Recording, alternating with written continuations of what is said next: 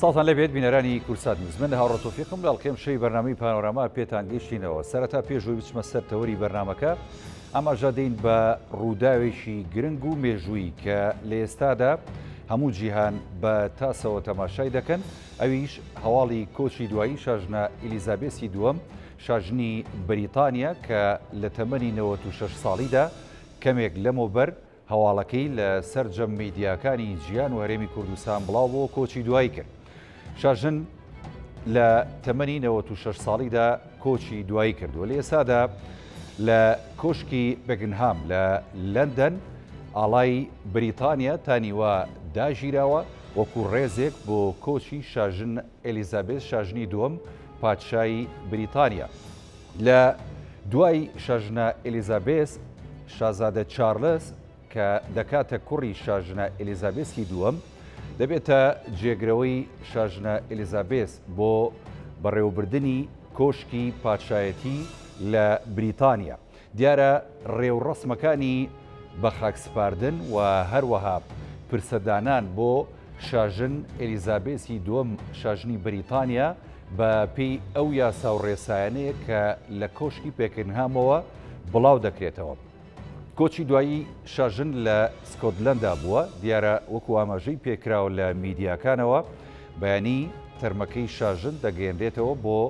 لەندەن و لەوێ دیارە لە ڕێوڕەسمێکی جیهانی فراوان بە ئامادەبوونی بەرپرسانی باڵای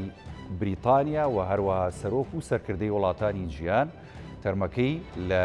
لەندەن لە جێنزرگەی خۆی دیارە بە خاک دەسپێرێت و ڕێوڕەسمەکان لەوێ وەکو لە کۆشکی پاشایەتی و ئاماژەی بۆ کراوە کۆمەڵێک ڕێوڕەسمی یاسایی و هەروەها پاشایەتیە کە ئەو وڵاتە پێوەی پابەندە.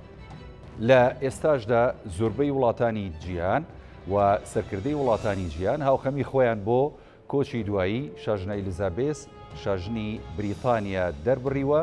کە ئاماژەیان بە سەرکردایەتی ئەو کردووە لە بەڕێوەبردننی بریتانیا و یەخستنی گەلی بەریتانیا لە ماوەی 50 ساڵی ڕابردوودا کە ئەو وەکو شاژنێک بریتانیای بەڕێوە بردووە. ئێستاش ئەچمە سەر تەوەری بەرنامەم شەوی پانۆراما کە بازدا گرفتەکانی بەردەم هەڵبژاردنەکەین لە هەرێمی کوردستان، ئەویش هەڵبژاردننی پەرلەمان. هەمومان نەزانین ماوەی یاسایی پەرلەمانی کوردستان 2 مانگی ماوە. ئەو وادەیە گەر بە کۆتا بێت پەرلەمانی کوردستان دەکەوێتە بۆشایی دەستوریەوە و هەرێمی کوردستانیش بەگشتی دەکەوێتە بۆشایەکی دەستوریەوە، چونکە هەم ماوەی سەرۆکایەتی پەرلەمان هەم سەرۆکایەتی حکوومەت هەم سەرۆکایەتی هەرێمی کوردستان بە کۆتا دێت. لایەنە سیاسەکانیش دوای ئەوەی کە چەند کۆبوونەوەیشیان کردو لەسەر گرفتەکانی بەردەم پرۆسەی هەڵبژاردن لە هەرێمی کوردستان تاوەکو ئێستا نەگەیشتونەتە ڕێکەوتنیشی کۆتایی یاخود ڕێکەوتنێکی سەرەتایی لەسەرەوە بابەتە. هەرێمی کوردستان ئەتوانێت لە وادەی خۆیدا پرۆسەی هەڵبژاردن بەڕێوەبەرێت لەگەڵ ئەوەی کە ئاماژە بۆ دراوە مەحاڵە بتوانێت لە مانگی دێم ساڵدا پرۆسەی هەڵبژاردننی پەرلەمانی بەڕێوە بچێت. گرفتەکانی بەردەم پرۆسەی هەڵبژاردن چێ ئەتوانێت یەکلای بکاتەوە؟ ئەو گرفتانەی کە هەیە لە بەردەم پرۆسەکەدا چەندە سیاسیە و چەندە یاساییە؟ ئەم شەو گفتوگۆکەین لەسەر بابەتە بە میوانداری هەرێک لە میوانە بەڕێزەکانم کاکشوان محەممەد ئەندامی مەکتەبی سیاسی حیزب زەحمەتکێشانی کوردستان کە بە سوپاسەوە لە شاری هەولێر لەگەڵمانە و دواتریش لە ڕێگەی سکایپەوە مهەنەت فەیسەڵ چاودێری سیاسیمان لەگەڵە بێ. سەرەتا لەگەڵ کاکشوان دەسەکەین بە گفتوگۆ. کاکشوان سڵاوت لێبێ. پرۆسەی هەڵبژاردن لە هەرێمی کوردستان هەمومان نەزانین ماوەیەکی زۆرە مشتومڕی لەسرە و گفتوگۆی لەسەرەکرێت و لەمپەرەکانی بەردەمیشی زۆرن. بەگشتی ئەگەر باز ئەو پرۆسەیە بکەین دیارە پرۆسەکە چەندە یاساییە وەکو لێکدانەوەشی بۆ دەکرێت هێندە سیاسیە. بەگشتی ئەم پرۆسەیە ئەگە سیاسیە گرفتەکانی بەردەمی چین؟ سڵاو لەیەوە لە بینەرانی بەڕێز دیارە بە تاکید یەکەی لەو پرسە گرنگانەی کە ئێستا هەم لایەنە سیاسیەکان هەم میدیا هەم ڕۆژنامەنووسان هەم چاودێرانی سیاسی پێوەی سەرقاڵن مەسلەی پرۆسەی هەڵبژاردننی پەرلەمانی کوردستانە. بۆ خۆتان دەزانن هەرێمی کوردستان و لایەنە دەسەڵاتدارەکان زۆر جار ئیدعایی ئەویان دەکرد کە هەرێمەکەمان هەرێمێکی دیموکراسیەوە شانازیان بۆ دەکرد کە پرۆسەی دەسەڵات لە هەرێمی کوردستان بە با بڵێن فاسیلەی هەڵبژاردن و ڕای خەڵکی پێک هاتووە و ئەم حکومەتە بەرهەمی هەڵبژاردننی خەڵکە و پشتگیری خەڵکی لە پشتەوە زۆر ئیدعای ئەم بابەتیان پێکرد لە ڕاستیە لە هەرێمی کوردستان ئەم پرۆسەیە بێکەم و کوڕی نەبووە لە ڕابردووش بە چەند قۆناغێک تێپەڕیوە لە ئێستا دوای هەموو ئەم تەمەنە حکوومەتی هەرێم کە 32 ساڵ تێپەڕێنێ لە ئێستاە لایەنە سیاسیەکان و بە تایبەتیش لایەنە دەسەڵاتدارەکان بە جۆرێک لە جۆرەکان لە ئەنجامدانی هەڵبژاردننی ئەم خولەی داهاتووی پەرلەمان بگەشتون بە بنبەست ئەمەش لەوە سەرچاوی گرتووە یەکەم بێمتمانەی ئەم لایەنە سیاسیانە بە یەکتری دووەم هەڵپەکردنی ئەم لایەنە سیاسیانە بۆ ئەوەی هەڵبژاردننی داهاتوو کاڵایەک بێ یان قوماشێک بێ بە باڵای حزبەکەی خۆیانیان ببڕن و بۆ ئەوەی ئەوانەی لە دەسەڵات لە دەست نەدەن ئەوانەی ئەشانوێ بچنە دەسەڵات ئەیانەوێ بە جۆرێک لە جۆرەکانی یاساکانی ئەم هەڵبژاردنە کۆمیسیۆنەکەی کە بەڕێوەیە بە سیستەمی هەڵبژاردنەکە یاساکەی هەمووی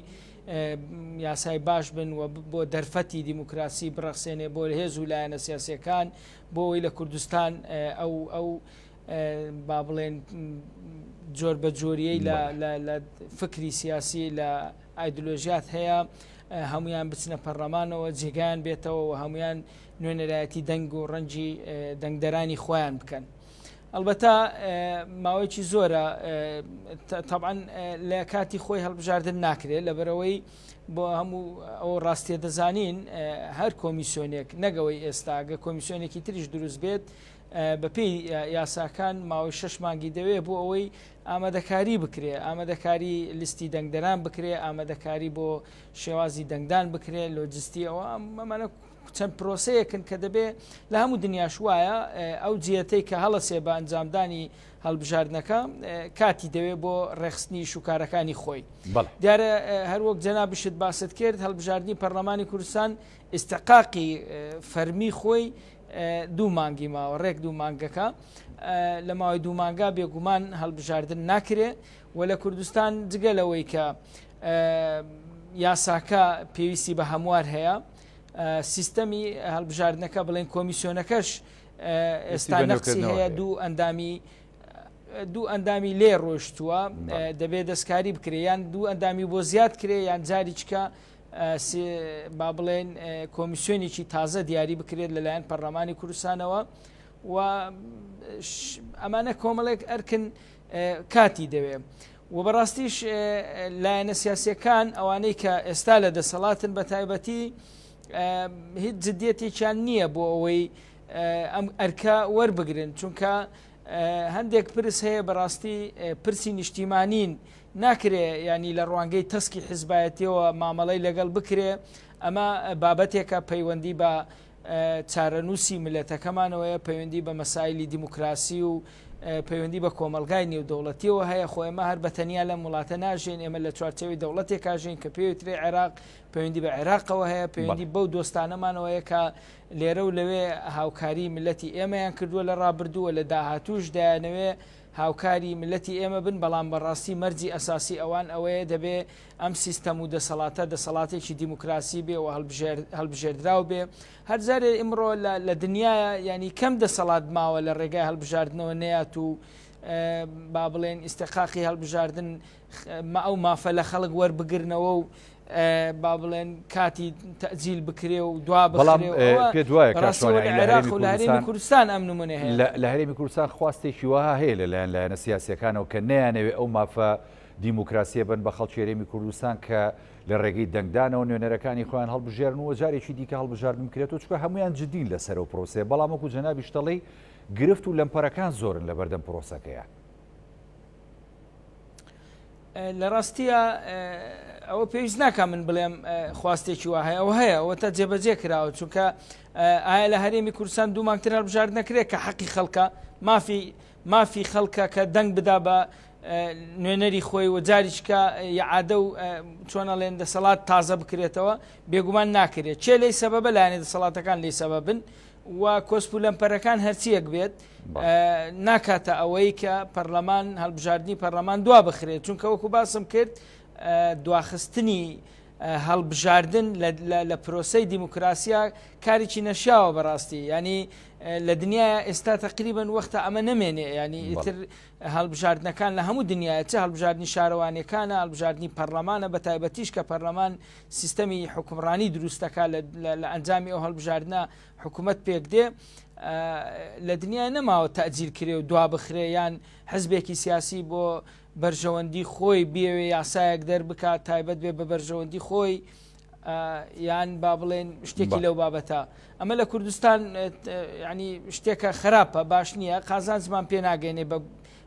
بێگومان بە دواخستنی ماوەی هەڵبژاردن کارێکی باش نییە. زۆر باشە دەست خۆش کاک شوێن دێم و خزمەت جەنابەت کاک موهەنەد فەیسەڵ چاودێری سیاسی کە لە ڕێگەی سکایپۆ لە ئاکرێ لەگەڵمانە ستاو دەبێت کاک موهەنەد یانی لەگەڵ کاک شوان باسی ئەو گرفت و لەمپەرانە کرا کە لە بەردەم پرۆسی هەڵبژاردننی پەرلەمانی لە هەرێمی کوردستان هەیە و هەروەها باس لەوە کرا کە ئەگەر هەڵبژاردن نەکرێت لە هەرێمی کوردستان دیارە بۆشایشی یاسایی و دەستوری و تا ڕادێکیش دیموکراسی کە دەبێتە پێشێلکردنی مافی ینی دیموکراسی هاوڵاتیان بۆ بەشداریکردنیان لە دەنگدان و هەروەها هەڵبژاردننی نوێنەری ڕاستەقینەی خۆیان لە پرۆسەیەشی دیموکراسی بۆ ینی نوێنەرایەتیکردنیان لە پەرلەمانی کوردستان پێشێلەکرێت بەڕای جەنابەت ینی لایەنە سیاسەکان لە هەرێمی کوردستان لەگەڵ ئەوەی کە هەمویان سوورن لەسەرەوەی کە دەبێت ئەم پرۆسێ بە ئەنجام گەێنرێت بەڵام ئەبینین ینی دواکەوتن هەیە لە پرۆسەکەدا جدیەت هەیە بۆ هەڵبژاردن لە هەرێمی کوردستان یاخود لەمپەڕەکان زۆرن جارێ وەکو کاک شوانەڵێ. سڵاو بۆ ئێوە بۆ هەموو بینەران و بیسەرانی کانالی کورسات نیوز و بەرنامەی پانۆراما سڵاو بۆ تو بوو میوانە بارزەکەتیش زۆر سپاس.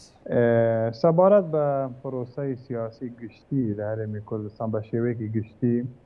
و پرۆسەی هەڵبژاردن بە شێوەیەکی تایبەتی ئێمە دەتوانین بڵێن کە ڕاستی پرۆسا سیاسی هەرێما کوردستانێ دەستپێکا دروست بوو ناوێت ساڵ 1992 حتا ئەبڕۆ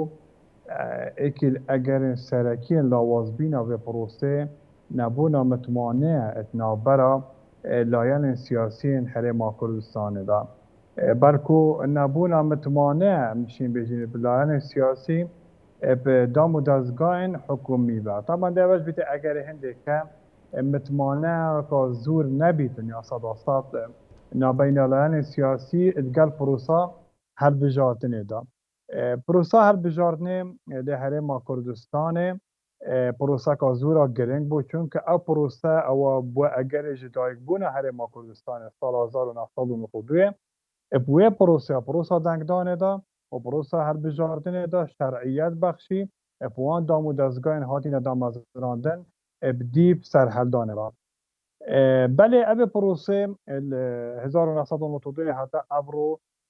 ڕەنگە چەندین کێموکاسی تێدا بن ڕەنگە چەندین بەڵێ کاگمانە دیارە لە ڕێگەی سکایپۆ لەگەڵمان بوو پەیوەندێکی بچراوە دەچمە لای کاکشوان تاوەکو کاگمانەتمان بۆ وەرەگرنەوە برادران کاکشوان ینی مەسلەیەشی دیکە هەیە کە ئەویش ئەگەر بۆ نمونە لایەنە سیاسیەکان لەسەر پرۆسەی هەڵبژاردن ڕێکەوتن دیارە یەکێک لەو هۆکارانەی کە بووە هۆی دواخستنی هەڵبژاردن ینی میکانیزمی بەڕێوەچوونی پرۆسەکەی بە شێوازێکی نوێ زۆربەی لایەنەکان داوایانە کرد ینی میکانیزمی هەڵبژاردن بگۆڕێ بۆ میکانیزمە کۆنە نەبێت بەڕای جەنابەت ینی هەرێمی کوردستان ئەتواندێت بە شێوازێکی نوێوەکو ئەو میکانیزمی کە بەغدا سوودی لێبینی بۆ پرۆسەی دوایین هەڵبژاردن هەرێمی کوردستانیش ڕێک بکەێ و فرەبازنەی بکاتە ینی یەشێک لە بنەماکانی بەڕێوەچوونی یا هەڵبژاردنە ئەگەر ئەمە لایەنە دیموکراسیەکە بتەوکە بۆچی هەندێک لایەن ڕەتی بکەنەوە لە ڕاستیە من لەوای بتوانم لەم بابەتەیە ڕێی خۆمان وەکو حزبی زەحمەتکێشان بەسم ئەوەیە بەڵێ هەرچەندە بەڵێ هەرچەندە لە عێراقا ئەو فرەبازنەی کە لە هەڵبژاردننی دەی 2021 ئەنجامدرا بەشێک لە لایەنە سیاسەکان لە ئێستاە لێی پەشیمانن ئەمە یەک دوو لە ڕاستیە بازنەی دیموکراسی بەرتەسکە کاتەوە چۆن ئێمە لە کوردستان پێشتر هەموو هەرێمی کوردستان یەک باز نەبوو دەنگدەری لایەنە سیاسیەکان دەیتوانی بە ئازادی خۆی دەنگ بە هەر کاندیدێک بدا ئەگەر لە پارێزگاکەی خۆی و لە بازنەکەی خۆشی نەبێ ئەمە لایەکی تر ڕێژەی مستەوای سعری کورسی زۆر قورسە بێ بۆیە لەم حالەتەیە لایەنە بچووکەکان کە پێکێنەری وەکو ئەڵێ چەپکە گوڵەکەن و دیموکراسی جوانتر ئەکەن ناتوانن هیچ بەیت شێوەیەک دەنگ بێنن و کورسی بێن و ناچنە پەرلەمانەوە. بینیمان لە هەڵبژاردننی ڕابردوو لایەنی سیاسی زۆر معتەبەریش هەبوو کە هێزێکی جەماوەریش بوو بەڵام لەبەرەوەی فرە باز نەبوو دەنگەکانی دابش بوو نەیتوانی بچێتە پەرلەمانەوە. بەمەش پەرلەمان و پرۆسەی دیموکراسی جوانتر نەبوو یان باشتر نەبوو یان سەرکەوتوتر نەبوو. لەبەرەوە ئێمە پێمان وایە هەرێمی کوردستان بەوە جوانە بێ کە پەرلەمانەکەی پەرلەمانێکی متەنەوع بێ لە هەموو لایەنە سیاسیەکانی تیا بێ هەموو بیر و بۆچوونەکانی تیا بێ تعبیری هەموو ئەندام و لایەنگرانی هەموو حیزبەکانی تیا بێ. بۆیە ئێمە پێمان وایە کوردستان یەک باز نەبێ و پشتگیری ئەو بۆچوونەش دەکەین کە پێمان وایە ناکرێ لەبەر ئەوەی ئەگەر سیستەمەکە نەگۆڕێیان ئەوە تا سیستەمەکە بە جۆرێک لە دڵی هەندێک لایەن نەبوو پەرلەمان و هەڵبژاردن و پرۆسەکە دوا بخرێ. ئێمە پێمان وایە خودی پرۆسەکە هەڵبژاردن لە کاتی خۆیان خزمەت بە دیموکراسی خزمەت بە ناوبانجی هەرێمەکەمان دەکا و پێمان وایە ئەو ئیدعایی کە لایەنە سیاسیەکان هەر بۆ نمونە لە کاتی خۆپیشاندانەکانە بەشێکی زۆر لە وەزیر و سەرکردە و لایەنە سیاسێ دەسەڵاتدارەکان ئیدعایەوانە کرد کە بۆ خەڵک خۆپیشاندانەکە ئێمە هەڵبژاردنمانەیە ئێمە دەنگدانمانەیە ئێمە بە دەنگی خەڵک هاتوونێتە سەر حکم و بە دەنگی خەڵک لاچین. لە ئێستاە تۆ دێی بە شێوازێک و بە ڕێکارێکی نادیموکراسیانە تۆ ئەم ڕێیە لە خەڵک وەرەگریتەوە پێچەوانەی ئەم ئیدعایی خۆتە. لەبەرەوە پێمان وایە ئەگەر لەمپەرەکان هەرچیش بن دەبێ هەڵبژاردن لە کاتی خۆیان بکرێ و ڕێکەوتن بکرێ. من لەوەش زیاتر پێم وایە ململانیەکان لە هەرێمی کوردستان لەسەر مەسەلەی یاسای هەڵبژاردن و سیستەمی هەڵبژاردن لە ڕوانگەیەکی دیموکراسیەوە سەرچاوە ناگرێ بەڕاستی لەوە زیاتر سەرچاوانگرێ بەرژەوەندی. بۆ نمونە من وەکو حزبی زەحمەتکێشان ئەمەوێ یاساکە هەموو شتەکان لە بەرژەوەندی من بێ. لەم حالەتەیە دەرفەت بۆ بەرامبەرەکەم نایلم لەبەرەوە دەبێ لایەنەکانی دەسەڵات جۆرێک هەوڵ بدەن تەفاوم دروست بێ لێک تێگەیشتن دروست بێ کەواتە ئەمانی سازانی تەوافقی دەوێت ینی بەڕاستی وایە نەکاک شوان ئەگە سازان نەکرێت لەسەر ئەم بابەتە ئێنەکو جەنابیش دەڵی مەحاڵە بەڕاستی ئەم پرۆسەیە بەڕێوە بچێ بە شێوەیەکی دیموکراسی. ئەزانی لە ڕاستیە نابێ مەحاڵ بێت چونکەم پرۆسەیە لە ئەساسدا پەیوەندی بە حزبە سیاسیەکانەوە نییە ئەوەندەی مافی خەڵکە. ینی حزبە سیاسیەکان ڕاستە هەڵسوێڕێنەری خودی بابەتەکەن بەڵام تا ئەو سنوورە ئەوان هەڵسوڕێنەر و دەسەڵاتدارن کە ئستحقاقی انتخابی لە وادەی خۆی بکرێ. کاتێک کە لە وادەی خۆی ناکرێ هەموو شتەکان بە بنبەست ئەگا لەبەرەوە دەسەڵاتەکەش ئەکەوێتە ژێر پرسیارەوە پەرلەمانەکەش ئەبێتە پەرلەمانێکی ماوە بەسەرچوو. لەم حاڵەتەیە ئەمە لەوە گەورەترە کە بەرژەوەندی حزبێک یان چەند حزبێک نایخوازێ یان لە بەرژەوەندیان نییە خودی هەڵبژاردنەکە. ئێوەکو حیزبی زەحمەتکێشان کاکشوان هیچ بەشداریتان کردووە لە ماوەکانی ڕابردوو لە کۆبوونەوەی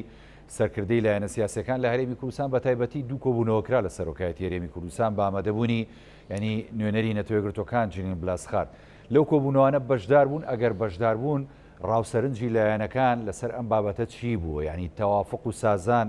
ئەستەمە لەسەر ئەم بابەتە یاخود نەخێر ئاساییە ئەگەر ناکۆکیشە بێت لەسەر بابەتەکە؟ لە ڕاستیە ئێمە بەشداری ئەو دوو کۆبوونەوەیمان نەکردووە چونکە ئەو دوو کۆبوونەوەیە لەسەر ئەساسی لایەنە پێکێنەرەکانی حکوومەت و پەرلەمان بەشداریان تێدا کردووە. ئەمە یەک. دووەم ئێمە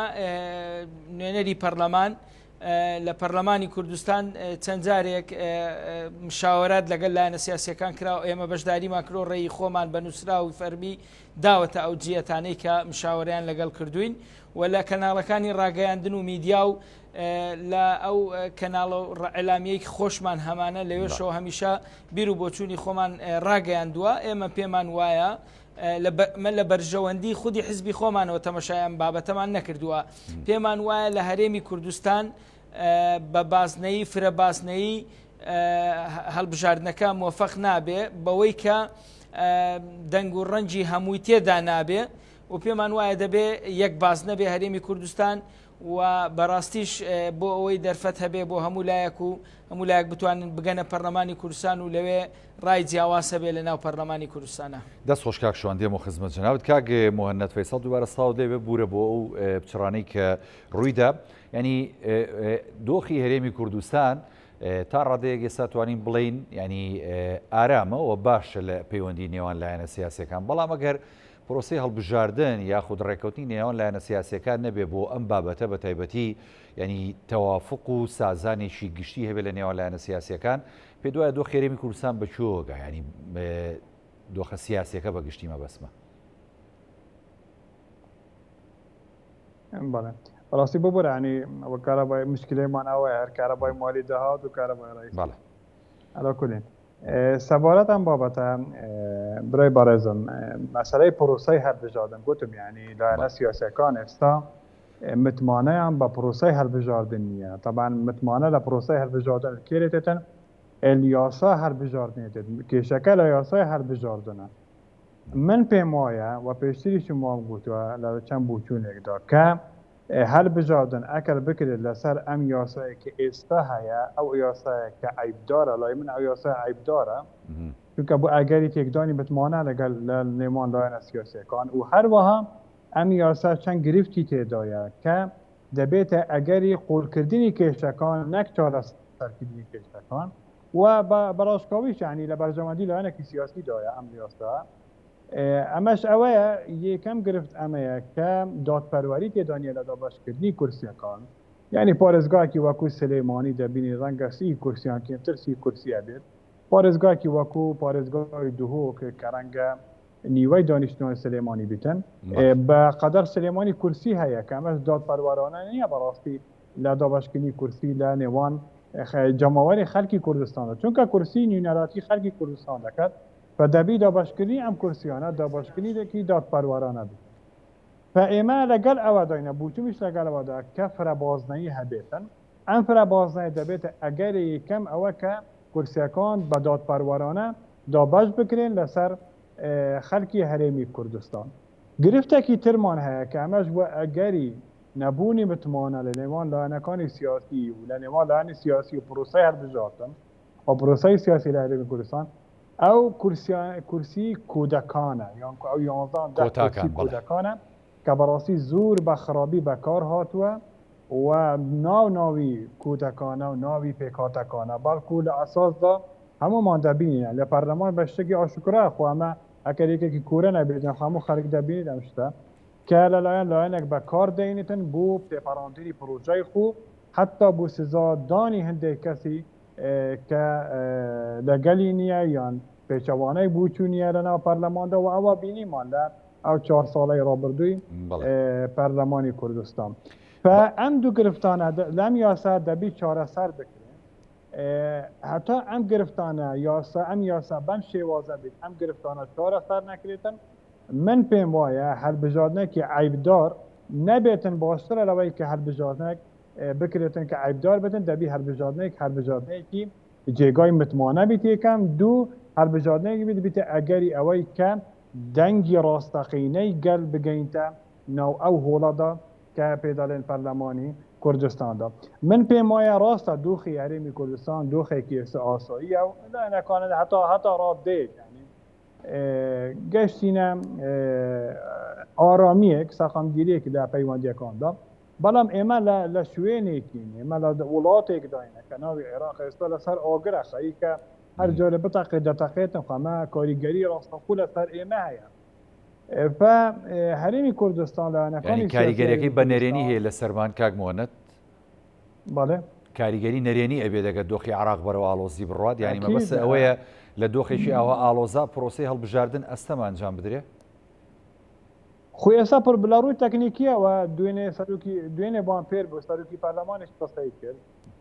کە هەر عاقلێک دەزانێت کە هەڵبژاردن لە مانگی 10دا ناکرێت کە لە ڕووی تەکنیکیەوە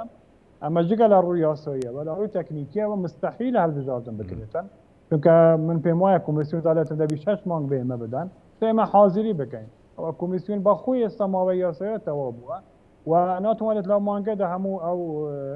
ئامادەکاری بکات بە هەڵبژاردن و هەروەها لە ڕووی یاساییە باش کێشەمانێکە ئێستا بەحسمانکەن ئەمە جگە لە یاسای کۆمیسیۆن ئەوەی لە عێراق دەبێت ئێمە چونکە بەشێکی لە عێراق ئەکید ینی بێگومانە کە کاریگەری دەبێتن لەسەر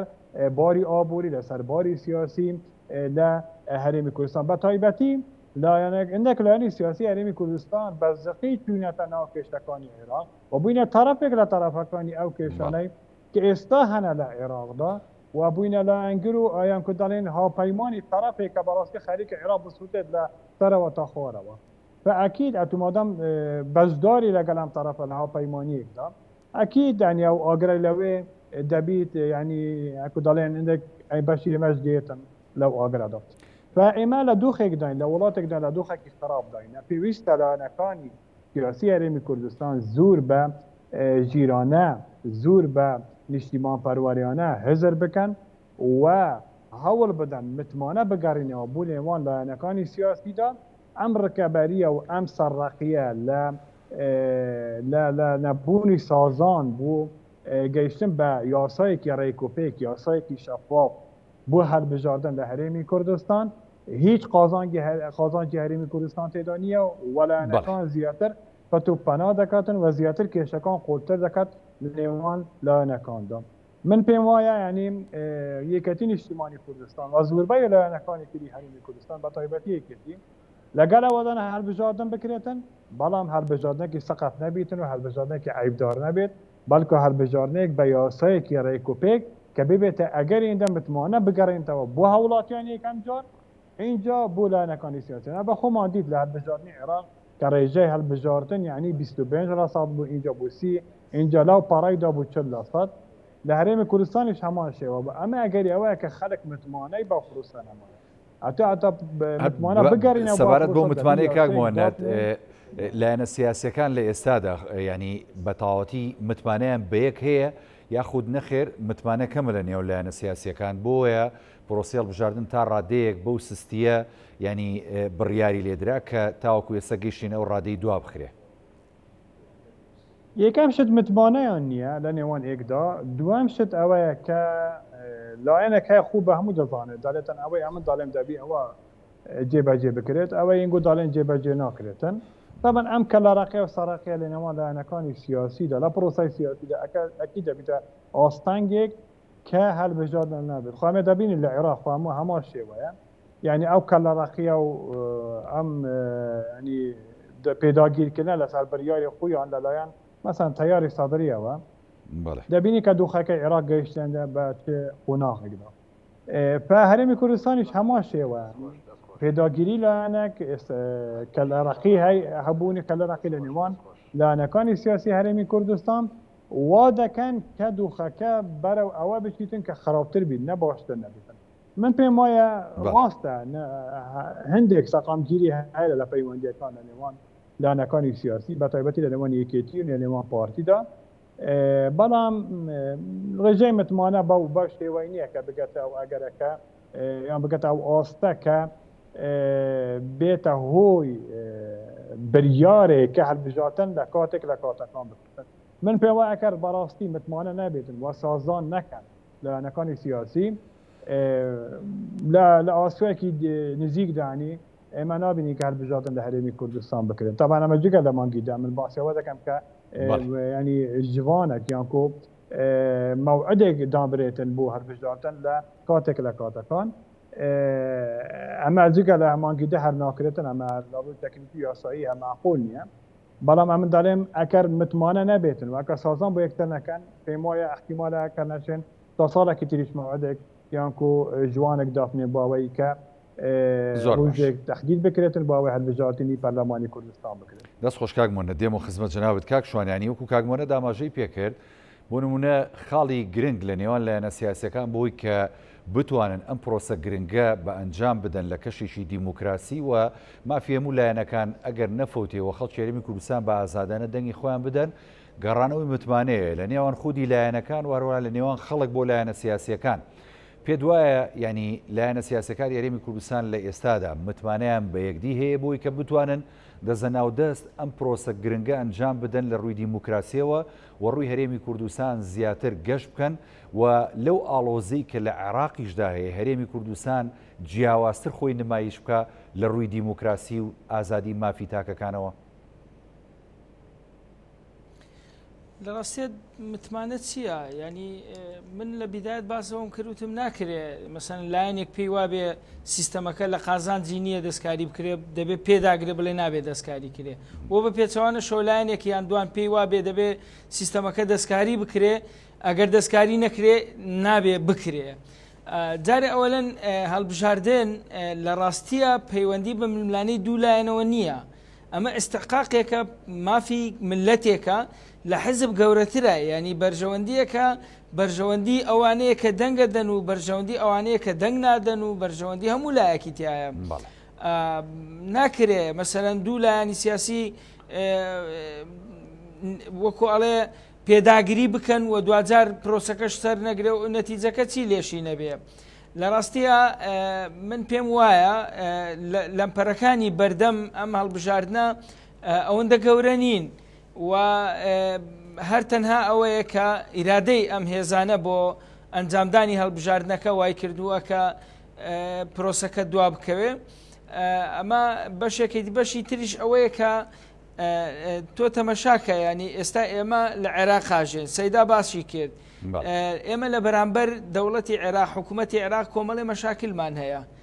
ینی ئێمە دێین بە ئەنجامنەدانی هەڵبژاردن باری خۆمان باری هەرێمەکەمان قورستر ئەەکەین لە بەرامبەر عێراق و خۆمان زیاتر ناشرین ئەەکەین لە بەرامبەر کۆمەلگای نێودەوڵەتیش و پێیان دەڵێن ئێمە هەرێمێکین بەڕاستی توانای خۆ بەڕێوەبەریمان نییە توانامان نییە لەمپەرەکانی پێش پرۆسەی سیاسی و پرۆسە مەدەنیەکان و پرۆسە دیموکراتیەکان لابەرین و ئەو هێزگەلە نین کە بتوانین لە ئاست بەڕێوەبردننی وڵاتەکەمان بین و بتوانین ئیدارەیەکی دیموکراسی دروست بکەین و خۆمان لە بەرامبەر کۆمەلگای نێودەوڵەتی جوان بکەین. ئەمە وەڵامەکەی لە ڕاستیە ئەجینا من دەپرسم ینی چەند خولێکی تر بە چەند یاسایەک و چەند سیستەمێک هەڵبژاردن کراوە کەم تا زۆر هەڵا باش خراپ بەڵام ئیدارێ کراوە و هەڵبژاردن کراوە. لە حاڵەتی ئێستاە ئەگەر بێت و با بڵێن هێزە سیاسیە دەسەڵاتدەرەکان لە بەرامبەر یەکدا تەفاوم نەکەن و تەنەزول بۆ یەکتری نەکەن ئەوەی ڕابردوو کردومانە تێکەچێ ینی بە خەڵک دەڵێن ینی ئێمە لە ئاست قۆناغەکە نین بۆیە من پێم وایە ناکرێ ینی ئەم هەڵبژاردنە یەکەم بەڕاستی ئەگەر ڕاستەوێ واقعی قسە بکەین ناکرێ لایەنێکی سیاسی ئیلحاح بکە لایەنێکی سیاسی پێداگیری بکە بە میزاج و بیرکردنەوە و بەرژەوەندی ئەو 100% بڕوە و لە بەرامبەرش ناکرێت چەند لایەنێک بە تەنها ڕێی خۆیان و بەرژەوەندی خۆیان ببینن. بۆیە دانووسان واتە وەرگرتن و پێدان ئەوەی کە یعنی هاوان تۆزێک دێنە خوار ئەم تۆزێک سەرەکەوێت لە خۆناغێکە ئەگەن بە یەکتری و لەوێ ئەگەنە ڕێککەوتنێک و ئۆکەی ئەدرێ بە پەرلەمان با بڵێن کۆمیسیۆنی هەڵبژاردن یاساکان ئەوە ئیشەکە تەمشێ دەبێت دەڕوا بەڵام لە ڕاستیە ئەوەی لە کوردستانە ڕوا جێبەجێ ئەبێ ئەوەیە کە هێزە سیاسی دەسەڵاتدارەکان بڕوایان بە دیموکراسی نییە پشت ئەستور نین بە دیموکراسی پێ دوایە ینی لایەنە سیاسیەکان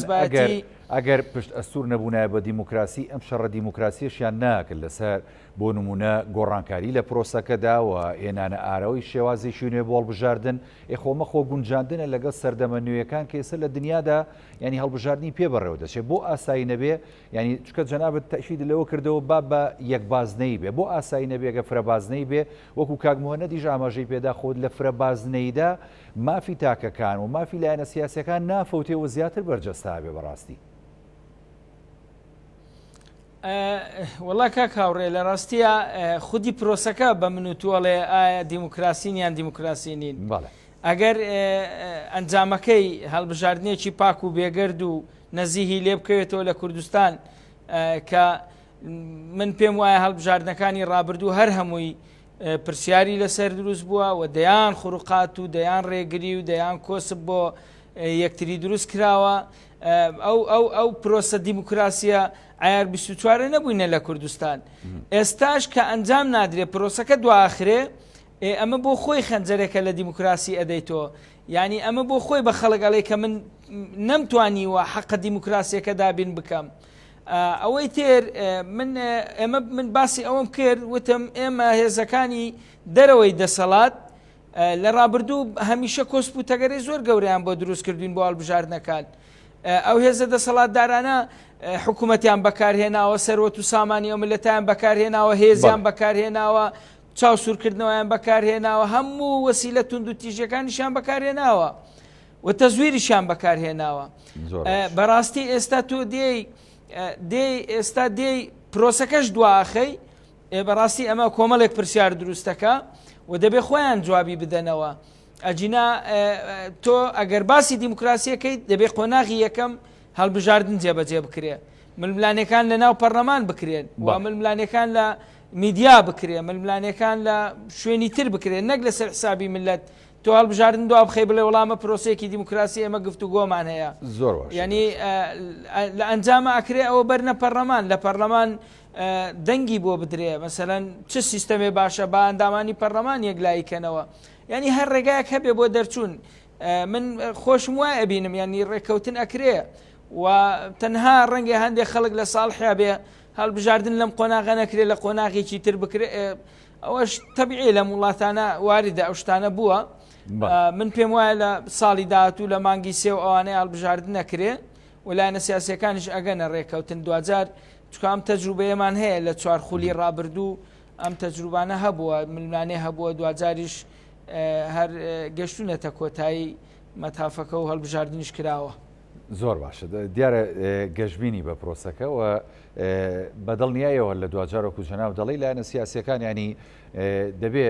تەنازورات لە هەندێک لە داواکانیان بکەن بۆەوەی کە وەکو چاودێران ئەڵێن وەکو جەنابیش تاماژت پێدا پرۆسەی دیموکراسی لە هەرێمی کوردستان بە ڕاستەڕێکی خۆیدا بڕۆکاگە مۆهەنەدیانی بۆ نمونە هەڵبژاردن وەکو جەنابێت و کاکشوانی ژاماژەتان پێ ینی لە مانگی دەیە بەڕێوە ناچێت دەبێت ینی پەرلەمانی کوردستان وادەی یاسایی خۆی درێژ بکاتەوە ئەم پرۆسەیە تا چەندە یاساییە و تا چەندە گونجاوەوە ئاساییە بۆ ئەم دۆخی ئێستای هەرێمی کوردستان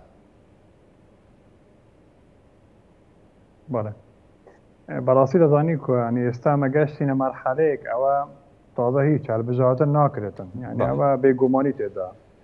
دەبی 5 ساڵێک سازان ئەم لایەنی سیاسیانی هەرێمی کوردستان هەمویان سازانیان کردبوو و گەشت بوونە ڕێکەوتنێک لەسەر چوونێتی ئەنجامدانی هەڵبژاردن بەڵام ئەمە نەکرەوە ئەمە گەشتین ئێستا مانگی نووە خەریکە تەواو دەبیت ئەساس بڕیار وا بۆ مانگی 2 هەڵبژاردن بکرێتن بەڵام ناکرێت ئەمە گەشتینە یعنی ئەمە شتێکی استیحالە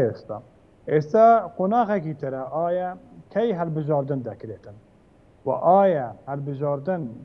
بکرێتن لەگەنە ڕێککەوتن لەسەرەوە یاسایەکی نوێ دەربێخن تەمان من پێم سەیرە عنی بەڕاستی عنی باسیەوە دەکەن کە یاسا نابیت بگۆدرێت و نازانم خو لە عێراق ئەمە 5-6 جارە یاسا دەگۆڕن ئەوە 10 جارە یاسا دەگۆڕن ئەنەوە چەند هەڵبژاردن لە عێراق دەکرێن چەندین جار یاسای هەڵبژاردن گۆڕانکاری بەسەردا هاتووە و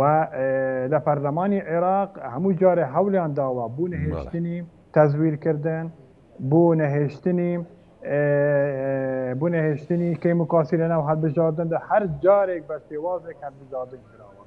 ئەمە ئەگەری چ بوو چونکە متمانە نەبوو لە نێوان گەل و لە نێوان دەسەڵات لە نێوان لایەنەکانی سیاسی لە ناو دەسەڵات بە خۆیاندا بە هەولیاندا چارەسەری ئەم کێشە بکەن بەڵام پێش هەڵبژاردن ببیت ساڵێک 2 ساڵ یاسای هەڵبژاردنیان ڕاست کردەوە اینجا یاسای کۆمیسیۆنیش ڕاستیان کردەوە لە هەرێمی کوردستان ئێمە گەشتینە سەر لێواری تەواوکردنی کەم دە تەواو ماوەی پەرلەمان تەواو بوو اینجا ئێمە نەگەشتینە ڕێککەوتنی چون ئێستا باسیەوە دەکەین وا هەڵبژاردن دەکرێت ئەو نەکرێت هەڵبژاردن ناکرێتن ئێستا ئایا هەڵبژاردن کەی دەکرێت ئەمە پرسیارەکەیە دووەم ئەم هەڵبژاردنە ئەکە ڕێککەوتن نەکرێت و سازان نەکرێت لە نێوان لایەنەکان دەکرێت یان ماوەیەکی تر دادەنرێت من پێم وایە ئەگەر سازان نەکرێتن بەڕاستی هەڵبژاردن ناکرێت سەبارەت ئەوەی کە ئایا یاسایی نیە ماوەی پەرلەمان درێژ بکرێتەوە من پێم وایە ئەمە لە کوردستان بوویتە عرف يعني ئێمە دەستورمانە لەبەرەوەی هەرێمی کوردستان بێ دستورە دستوریان نییە هیچ ماوەیەک دانەرڕا کە وڵای کەی هەڵبژاردنەکە ناکرێتن و کەی بکرێتن و چوون بکرێتن وەکو لە عێراق هەیە ئێمە وەکو عرفێکمان دارە پێشتریش ماوەی پەرلەمان درێژ کراوە ماوەی سەرروکی هەرێم درێژ کراوە کە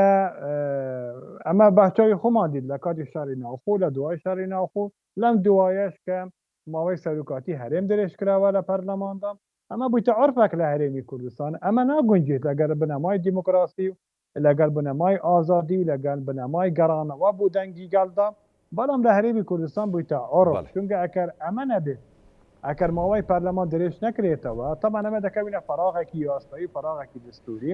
ئەم فەراغی دستوری دەبێتە ئەگەری ئەمە کە دەم و دەستگاکانی هەرێمی کوردستان شەرعیەت لە دەست بدەن کە شەرعیەتیان لە دەستدا دەبێتە ئەگەری هەندێک کە ئالوزی دروست ببێتن لە هەرێمی کوردستاندا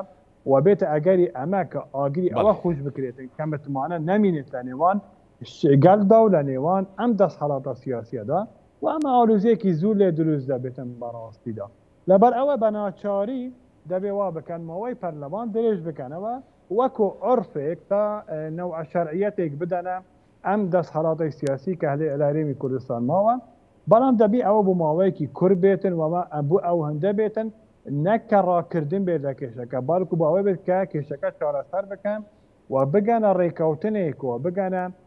سیغەتێکی معقول بوو یاسایەکی هەڵبژاردننی مدرێندا ئەمما مستا باسی کە ڕاستە هەڵبژاردن استحقاقێکی دستوری استحقاقێکی قانونیە بەڵام ئەم استحقاقە لە ڕێگای یاسای کراوە ئەم یاسا لە ڕێگای کی کراون لە ڕێگای حزبەکانی سیاسیان کراوە یعنی ئەکیت ئەم حزبانە کە ئەم یاسا نووسیوە بەرژەوەندی خۆیان تێدا بەرز بە پێی بەرژەوەندی خۆیان نووسیوە یعنی یەکەم جار بەرژەوەندی خۆیان اینجا بەرژەوەندی گەلیان ڕاچاو یاسا لەبەرەوە من دەڵێم کە ئەم یاسا بەڕاستی یاسای پێشتر زۆر گیر و گرفتی تێدا بوو زۆر کێشەی تێدا بوو زۆر وەکو دەڵێن لوغمی تەقینەوە تێدا بوو کە دەبی نەمینێتن یەک لەوانە پێشتر بەحسم کرد کە دادپەروەری تێدانێت لە دابەشکردنی کورسیەکان دوو ئەو کورسی کوردەکانە بەڕاستی ئەو کێشەی سەرەکیە دەبی کارەسەرێکی ڕەها بوو دابنرێتن ئێمە ڕێزمان هەبوو پێکهاتەکان حەزمان لێ نیونەری ڕاستەقینەی خۆیان بن بەڵام کورسیەکان دەبی ڕێک بخرێنەوە بە شێوایەکی تازاتر و جوانتر کە فعلا نیونەراتی پێکهاتەکان بکەن بەڵێ سپاس بۆ کاک مۆنەت فێسەڵ چاودێری سیاسی کە لە ڕێگای سکایپ لە ئاکرێ لەگەڵمان سپاس دەکەم سپاس بۆ کاک شوان محەممەد ئەندامی مەکتەبی سیاسی حیزبی زەحمەتکێشانی کوردستان کە بە سپاسەوە لە شاری هەولێر لەگەڵمان سپاس دەکەم بەرمەتی هاوکارانمان پانۆراماتان پێشکەش کرا خواتان لەگەڵ